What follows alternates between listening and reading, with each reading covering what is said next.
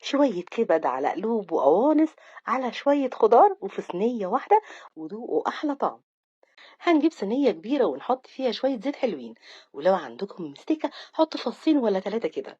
هنسيب الزيت يسخن كويس وننزل فيه أول حاجة بالقوانص، مغسولة ومتنضفة وزي الفل ومقطعاها قطع صغيرة.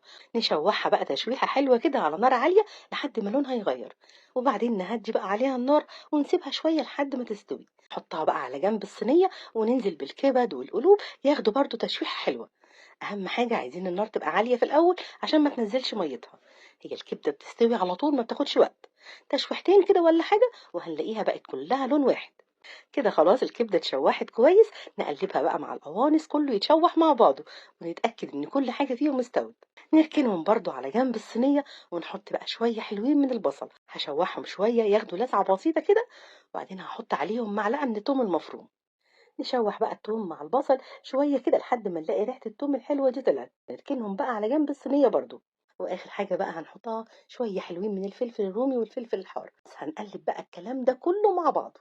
هنتبلهم شوية من الملح، كمون، شوية حلوين كده من الكزبرة الناشفة، رشة من الفلفل الأسود. وهنقلبهم بقى تقليبة كده كله يتشرب من التوابل دي. وآخر حاجة هنحطها بعد ما نقفل على طول عصرة حلوة كده من الليمون. عيش بلدي بقى وذوقه أحلى طعم.